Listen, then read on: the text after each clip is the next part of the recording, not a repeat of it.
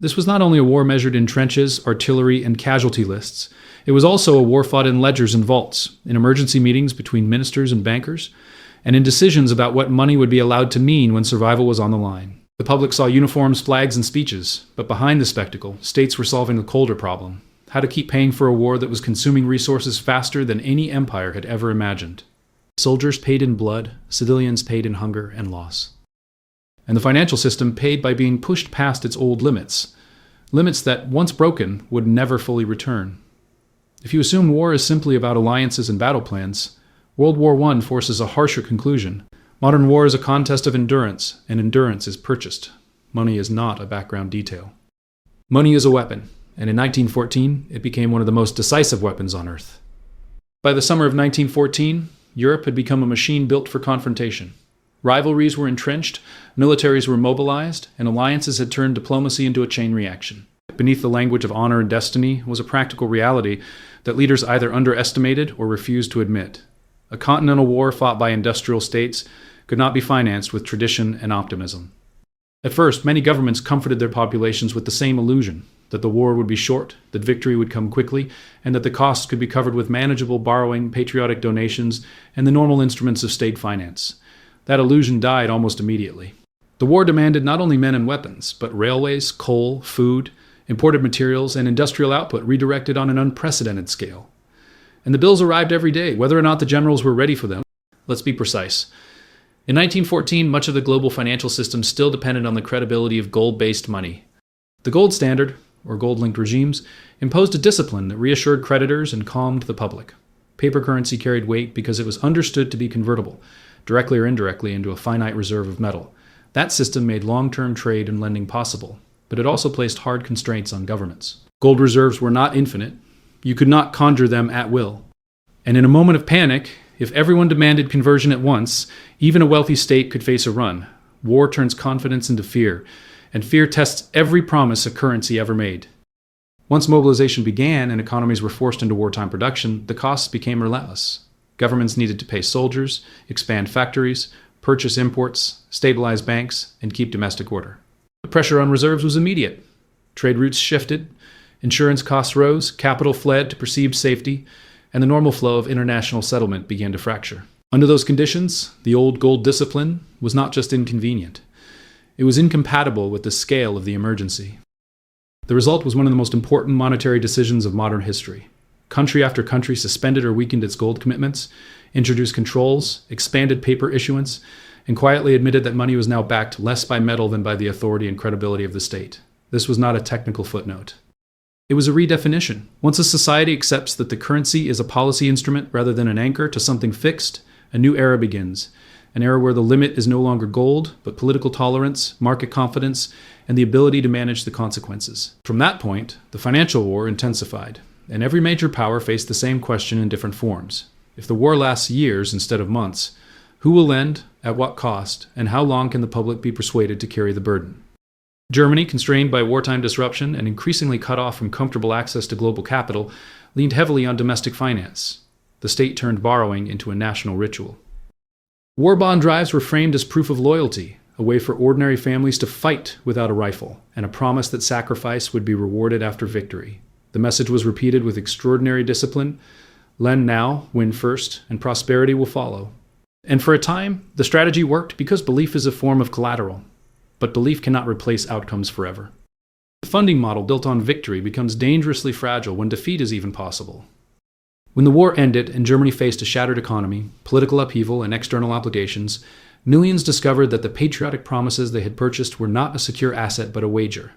What followed was not only economic pain but social anger, because when savings collapse, trust collapses with them. Economic history does not remain in spreadsheets. It becomes a political force. Britain's position was different, not because war was cheap for Britain, but because Britain possessed something like financial infrastructure on a global scale. London was still a central node in world finance, sterling remained widely accepted, and British networks connected trade, insurance, and banking across continents. That gave Britain flexibility in the early stages of the war. Short-term instruments, treasury bills, domestic borrowing, and the ability to manage liquidity through a mature financial system. But even Britain could not fund years of industrial slaughter from domestic resources alone, without consequences. So, it did what empires do when survival demands it. It reached outward toward deeper pools of credit. That is where the United States enters the story, as the decisive financial shift of the era. In 1914, America was officially neutral, but neutrality did not mean detachment. American industry supplied goods, American agriculture shipped food, and American banks increasingly became the intermediaries through which the Allies purchased the material foundations of war. Wall Street did not simply observe, it calculated.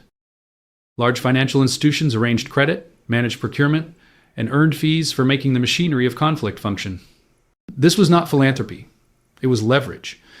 And long before American troops arrived on European soil, American capital had already begun to reshape the balance of the war, because the side that can borrow at scale can keep fighting when the side that cannot is forced into desperation. France, fighting with vast destruction on its territory and carrying the long memory of earlier conflict, relied heavily on loans as well, both from domestic savers and from international markets. French citizens were encouraged to treat bonds as patriotic duty, and large borrowing programs became a central tool of endurance. Yet the deeper the war went, the more France, like Britain, depended on American capital flows and financial coordination. This matters because debt is never only wartime finance. Debt is a post-war relationship. Whoever holds the claims holds influence, and whoever needs refinancing lives under pressure. Russia reveals the other side of financial war, what happens when the state's economic foundations are too fragile to absorb prolonged shock. The empire was large, but its infrastructure and financial systems were uneven, and wartime demands exposed weaknesses quickly. Inflation rose, supply lines strained, social tensions sharpened, and confidence in the currency eroded. When confidence breaks, every crisis accelerates. Prices rise faster, shortages deepen, and political legitimacy collapses in parallel. By 1917, Russia's problems were no longer only military, they were systemic. And that is why the collapse of the old regime cannot be explained purely by ideology or battlefield losses.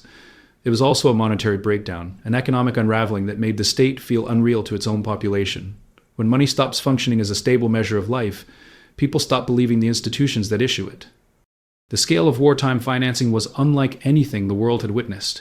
Governments borrowed on enormous terms, issued paper at extraordinary speed, and redirected entire national incomes into destruction and survival. The consequences were predictable but still shocking. Inflation, currency instability, and the erosion of savings that had taken ordinary families decades to accumulate. In financial crises, the smallest savers are often the first to be exposed because they cannot diversify, they cannot relocate assets, and they do not receive early information. Meanwhile, those closer to power, those with access, connections, and strategic options, can protect themselves by moving wealth, buying real assets, or positioning ahead of policy shifts. This is an uncomfortable truth, but it is one of the most consistent patterns in modern economic history. When money becomes a battlefield, the average citizen bears the most silent losses. And here is where the war's financial story becomes the foundation of the 20th century. When the fighting stopped in 1918, Europe was exhausted not only physically, but financially. The old centers of global finance were burdened by obligations that could not be easily reconciled with reconstruction and social stability. The United States, by contrast, emerged with expanded industrial power, increased influence over credit, and a far stronger position in the global monetary order. The shift of financial gravity away from Europe and toward America was not achieved by cannons. It was achieved by claims, repayments, and the control of capital flows. If you want to understand how the 20th century became increasingly shaped by American financial dominance, you do not begin only with military victory. You begin with who funded whom, and what those debts meant after the armistice. But the end of war does not end, the financial war. It changes its form. Because once war is funded by borrowing, the question becomes repayment, and repayment becomes its own conflict. Allied governments faced a dilemma. They had asked their citizens to lend and sacrifice, and they also owed enormous sums abroad. So they sought money through reparations and imposed obligations on the defeated, hoping to shift the burden outward. The logic was politically satisfying and financially tempting, but it created a trap. Reparations on a scale that exceeds a damaged economy's capacity are not just punitive, they are destabilizing. They force impossible choices, invite monetary shortcuts, and turn economic policy into panic management. In the years that followed, the world learned what those pressures could produce. Attempts to meet obligations through monetary expansion, emergency measures, and political improvisation could destroy confidence entirely. And when confidence is destroyed, money becomes theatrical. Numbers multiply while value vanishes. The social consequences are catastrophic because people experience not inflation as a statistic, but as the collapse of daily life, wages that cannot buy food, savings that dissolve, and a sense that the system is rigged or insane. The political repercussions of that experience echo for decades, because humiliation combined with economic ruin is a powerful fuel for radical movements. Meanwhile, other states attempted to restore pre-war normality through monetary decisions that looked respectable but carried hidden pain.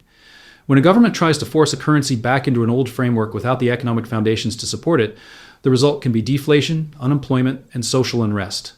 Policies that appear to restore greatness can instead grind ordinary workers under the weight of an artificially imposed standard. The key lesson is not that one policy is always wrong, but that monetary symbolism cannot substitute for economic reality. The currency is not saved by nostalgia. It is saved by production, credibility, and stability that people can feel. In the 1920s, the world attempted to engineer stability through structured international finance. Credit began to flow in organized patterns, and plans were designed to manage obligations and keep the system functioning. But much of that stability depended on continuous refinancing and circular flows, lending to enable payments that enabled repayments. It could look orderly while remaining fragile. And when the global economy later suffered a profound shock, that fragility was revealed. In a highly interconnected financial world, the failure of confidence in one place can transmit pressure everywhere, because debt is a chain, and chains do not break quietly. Now bring this back to the present, because this is the point of the story. World War I was a moment when governments discovered that the limits of money were not purely technical. They were political. They learned that in emergencies they could suspend anchors, expand credit, sell borrowing as patriotism, and postpone consequences into the future. They learned that the public can be persuaded to accept extraordinary financial measures when fear is high and messaging is disciplined. And they learned something else. Once you normalize those tools, they become available in the next crisis too, even when the crisis is not war. That is why this history matters when you hear modern promises about stability and control. When authorities say, "This is temporary," remember how often temporary measures become permanent habits. When debt expands in the name of necessity, remember that necessity is a flexible word in politics. When money is created with a keystroke and defended with slogans, remember that slogans have always been part of finance, because confidence is not just economic, it is psychological. The hidden financial war behind World War I is not merely a story about a century ago. It is a story about the architecture of the modern world. It is the story of how debt became a tool of state power, how currencies became instruments of policy, and how ordinary people repeatedly become the shock absorbers of decisions made far above them. The harsh lesson is not cynicism, it is clarity. Real wealth is not a number printed or displayed. Real wealth is resilience, understanding, and the ability to recognize when the system is asking you to carry costs you did not choose. And here's the final thought. History does not repeat itself exactly, but it repeats incentives, pressures, and mechanisms. The financial playbook that expanded in 1914 has been adapted again and again, with new language and new justifications. The names change. The rhetoric changes, but the pattern remains.